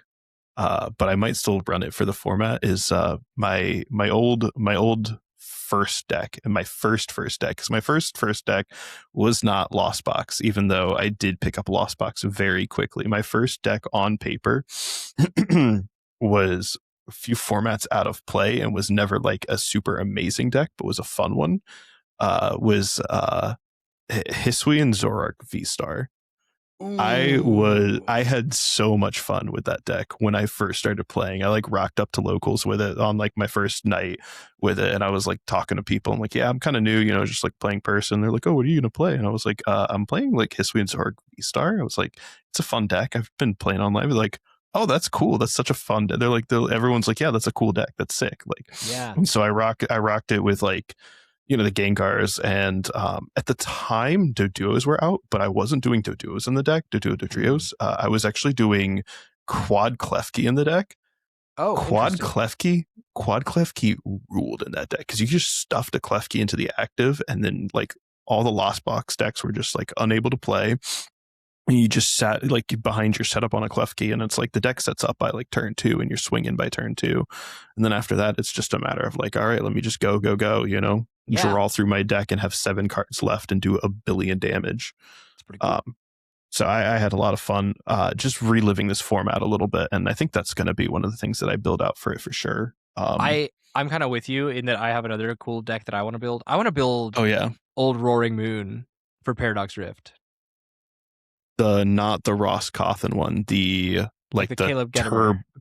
Gotcha. Yeah. The turbo Darkrai like styled one. Yeah. Yeah. Double. I'll make Patch in there? adjustments to it. Yeah. But like I have Roaring Moons, I have Squawks. I'm ready to see this happen. So yeah. I'm stoked. I loved this deck at the time. Actually, Yeah, that's the not true. I heavy- hated this deck because I played Mew. But I have a lot of fondness for it in hindsight. So very cool. It was a good deck. It was a fun one. But yeah, so I did that, and then as far as like playing stuff on live, I've been messing around with some new stuff. 2 new decks that I've been having some fun with. One of them, shout out to local player Josh W. I don't know if I don't want to say his last name and like we throw won't him out dox him. there. But he gave the deck list for an Archaludon list that's just a 4/3 line for Archaludon, and then 4 Zoroark EX and a single Mawile, and then everything else is just like consistency. You got 4 Lilies, 4 Boss, 4 Serrano, and a couple of Judges. You got 4 Pads, 4 Ultra Balls, 4 Jumbo Ice Cream. Wow. 3 Buddy Poffins in there to get your Zoros out, a couple of Night Stretchers, 10 Metal Energy, and for your Ace Spec, a Scoop Up Cyclone, because Arch is still like the Pokemon that loves Scoop Up Cyclone. Yeah. And this thing just goes, right? Like you just get punched and it's like, okay, let me just drop 4 Ice Cream and you did nothing. Congratulations. Take the L, bozo. Cool. It's just, this is just a fun list. Like it loves to go second because it just gets to keep doing things. It loves going into a Dragapult because Badoos can't sit in the active on turn. Like Badoos can't sit in the active if you get to go second. And if you go first, you could just like not evolve and still punch and KO a Badoo on the next turn if they decide to leave a Badoo up front. So it's kind of cool. It's just a fun list. It does kind of what it needs to do. The Zoroarks discard the metal energies and you get set up and you just kind of go. I fall behind on prizes all the time and then still just like swing for games at the end because it just gets kind of overwhelming, I think. Yeah. I think the only hardest thing to face is like item lock again, or not item lock, retreat lock with this deck. Because you basically you have Scoop Up Cyclone, but that's like your only thing that you can scoop up, and they're always going to retreat lock a Zoro, I think. So interesting. Yeah, because the Zoro, if they retreat lock the Zoro, you're not swinging with the Zoros. It's only metal energies. Interesting. You start playing 2 dark energy. 2 dark energy. You put 3. You'd have to put 3 dark energy, but you get like 3 dark energy. 2 dark energy and a Zekrom. Is it a Zekrom or a Reshi? It's a Zekrom because you need Tread. Okay. Oh, true. Yeah. Big brain. Although I will say this thing actually doesn't even mind Crab. Actually, Doral gets hit by Crab, right? Yeah. And then you can arch the metal onto the Doral and then punch Crab for KO because it's 80 plus 120 or 80 plus 90. It's still 80 plus 90 for KO. So like you still KO a Crab that's not caped. Like It's pretty good. Nice. Now tell me about this new Joltik box. Right. So the other one that I've been playing, this new Joltik box. This is something that was linked through, I think, a Twitter post. So I've been trying this out. I think it needs some refinement, but it's a cool concept, right? Joltik just gets to accelerate energy onto attackers, as always. We don't have Iron Hands anymore. We have N21FM. Ridiculous. I hate it. And it works, actually, surprisingly well, because you can just go like 2 lightning and a grass onto one. I've found actually the best thing to do, especially if you're going to lean into the Zekrom angle, is you go 1 lightning, 1 grass onto 2 of them, and then all you need is a Crispin afterwards, and you get the fire and another lightning out of deck, and you go onto one of the Zekroms, and now you're swinging for 250. You run 4 ins PP up, and you can just get that energy back from the discard when the first Zekrom gets knocked. You run Light Ball in here, so you can swing onto Megas. You have a Moltres in here because you're already running the fire energy, so you might as well run a Moltres to swing into grass. It's a really fun concept. It's also a quad petrol deck, and since this deck doesn't really need other stadiums to function, you just run factory instead, and you play your petrol. I mean, like, I've found myself a lot of the time, one of my biggest plays that I think I've made is petrol for Light Ball, Rocket's Factory for a couple extra cards, Light Ball to Pikachu, and like swing for a 350 KO onto something. Jeez Louise. Watch them stuff I love it because they'll push the what is it, the Mega Frostlass, right? Sure. You see it all the time in the Starmie Frostlass matchup. They push the Frostlass because you got the Pikachu, and they're like, oh, they're building a Pikachu, they're only going to do 310, so they can't KO me. Wrong. Yeah. Light Ball, you petrol for the Light Ball, and suddenly it's not a problem anymore. It really this is it's a very high roll list, as Joltik box feels like. I think you could probably refine this a little bit. I'm sure that I could like take some time to like kind of go into the nitty gritty of it and refine it a little bit, but it's a really cool concept. I really like the idea that Joltik box is evolving into a true toolbox instead of a big attacker and a prize cheater. You know, this is like a proper toolbox deck now. Yeah, and it's cool. I love it. Very cool. Also, we still run the Galvantula, the Compound Eyes one, because that guy is of course broken.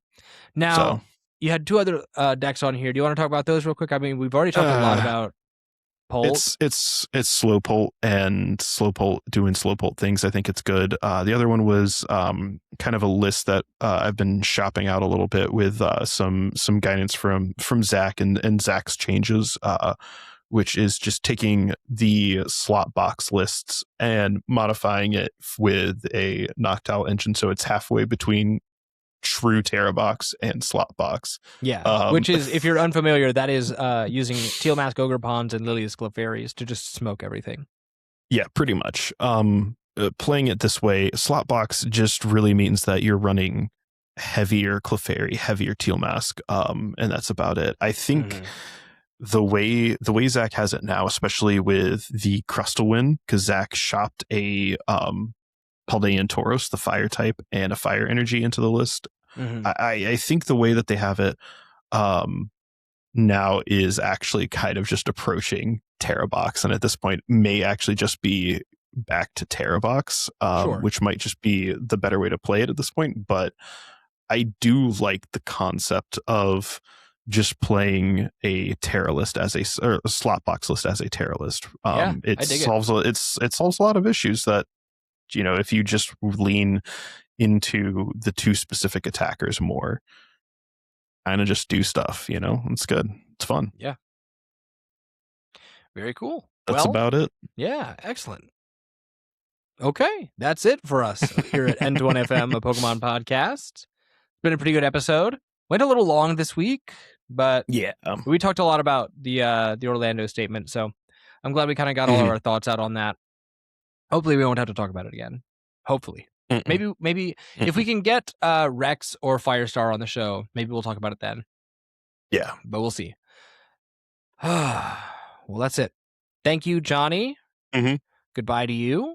Thank you for being on the show, making the time. I hope we'll see you again. Maybe not next week. Maybe for the bonus this week. We'll have to see. Yeah. But Mhm. hopefully we get an episode with you and Jake again on the main episode. I'd like to. Would I love want to to do make that. that Yeah. happen. So that'll be cool. Any plans for your week?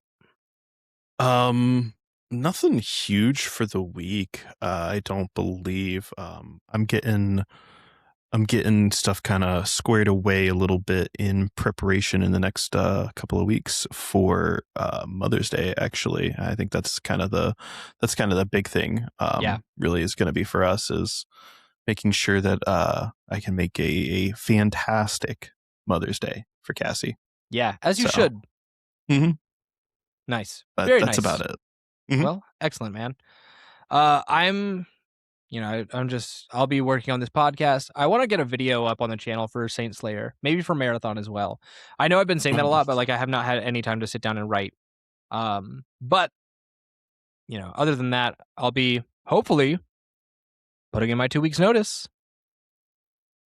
Could be pretty exciting. I just gotta wait for my background check to come back, and then we're good to go. Mhm. Understandable. So then I'll be good. Off to cut my commute in half, maybe make a little more money. Mhm. Oh, I'm so excited. And then, just normal week-to-week stuff. I'm very excited. Sending some emails, trying to get some guests on the show. Yeah, it's a busy week, but it'll do well. I'm pretty stoked about it. But yeah, thank you again for making the time. And thank you out there for your support of the show, for watching, listening on Spotify, on YouTube. Thank you for your reviews. Be sure to leave those over on Spotify. Leave a like and a comment on the video. Yeah, all that good stuff. And of course, support us over on Patreon, patreon.com/terminalcreative, or the link in the description below. That's all we've got for you. Thank you very much. We'll see you next week. Till then, farewell.